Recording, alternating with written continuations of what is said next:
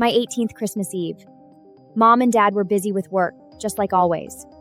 I pushed through the tree lighting ceremony entirely alone, only to run straight into them with another girl.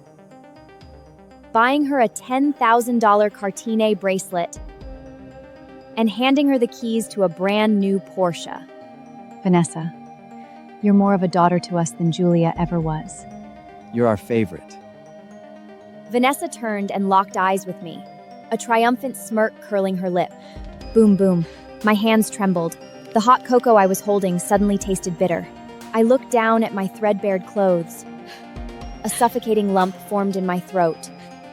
I ran all the way home, crawled under the covers and bowed. I grabbed my only teddy bear and hurled it violently across the room. It was my 8th birthday present, the only gift I had ever received in my entire 18 years of life. I cherished it. I fell asleep clutching it every single night because my mother made that bear from scratch. I remembered her staying up half the night. My heart ached for her. So, I learned to be the perfect daughter. I never asked for a single thing. In high school, I survived on the cheapest food in the cafeteria. Sometimes just a side salad and a free dinner roll. When my clothes ripped, I stitched them up and wore them anyway.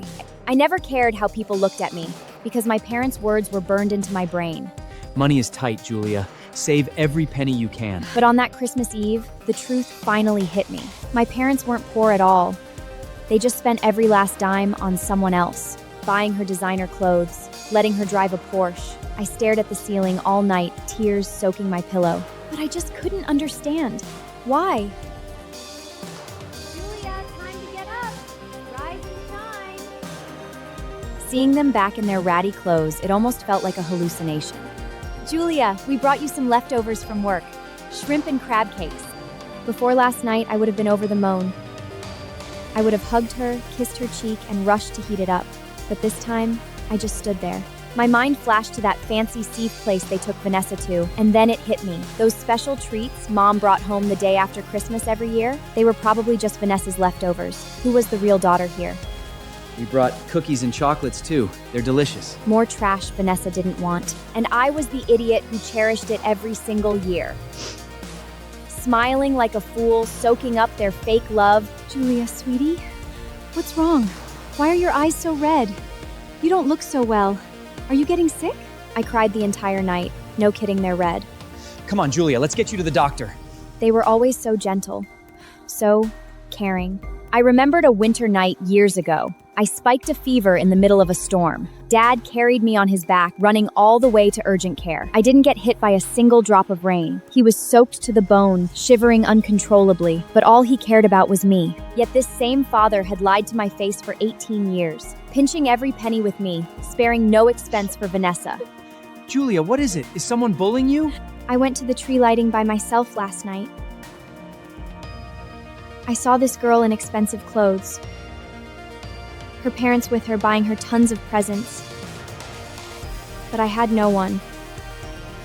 For years, it's always just been me.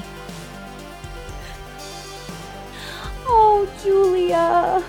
We're so sorry. We feel like such terrible parents. We wish we could give you a better life, but we're just so swamped with work we barely get to see you. Before, the second she cried, I'd comfort her. Now, I realized she deserved a freaking Oscar. She played me for an absolute fool.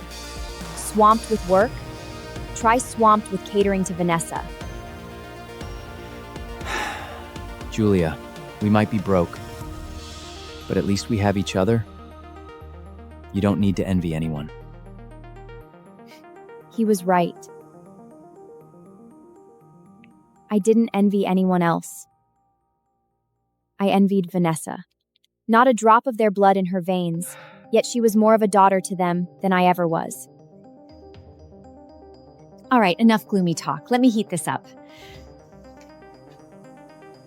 Even though it was seafood I had never tried before, I didn't want a breakfast that my pants are the trished.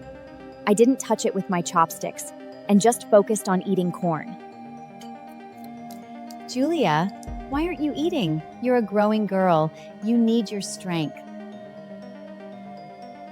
I had zero appetite for Vanessa's Michelin star leftovers.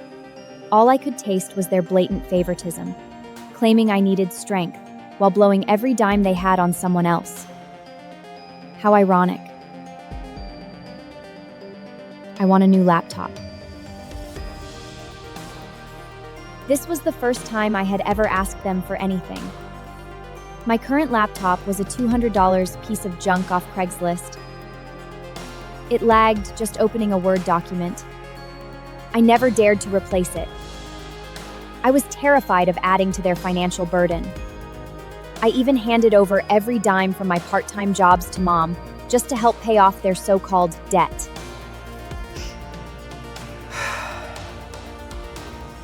Julia, can you just make do with the old one for now?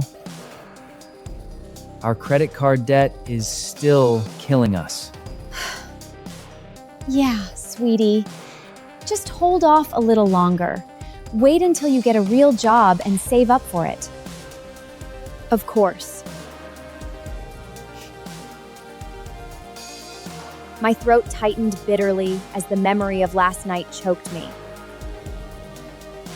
Vanessa's brand new Porsche, that Cartier bracelet, hundreds of thousands of dollars spent without blinking.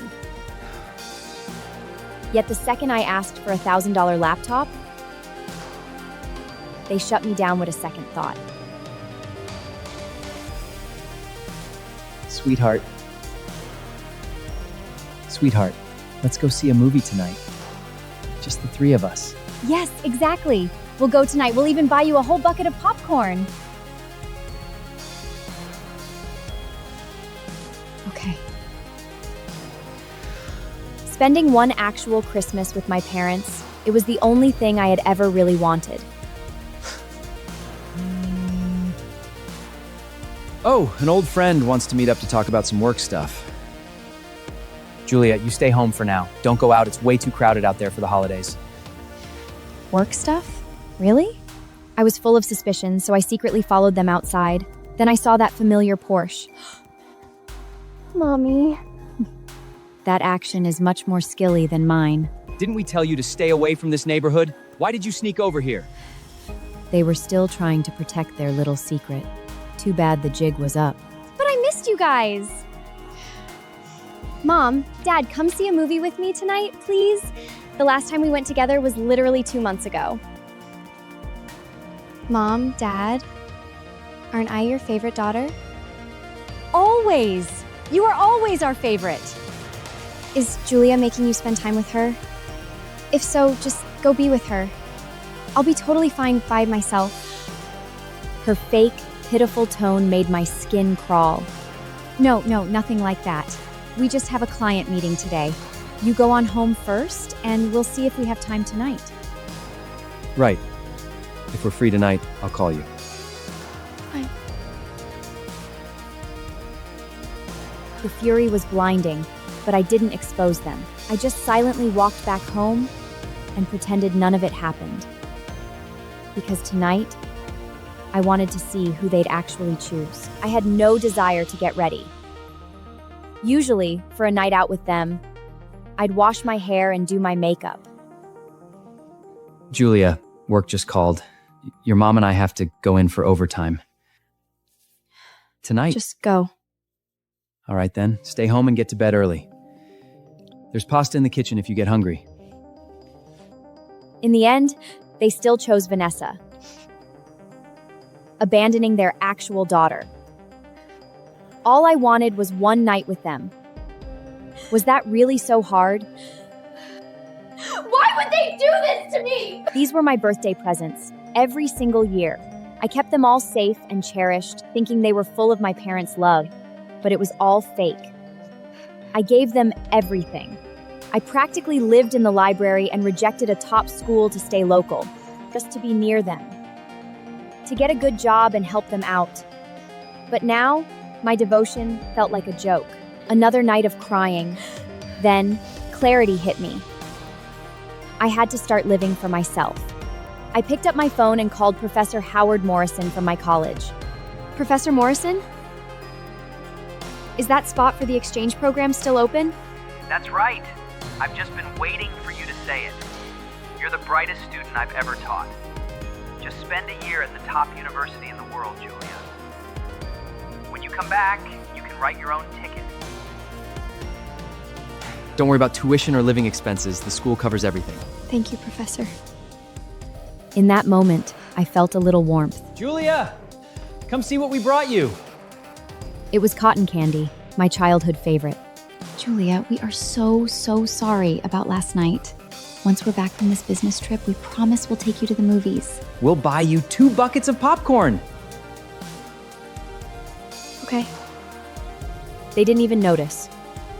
They just assumed I was being their perfect, obedient little girl. They put on a show of packing their bags, left $50 on the table, and hurried out the door again.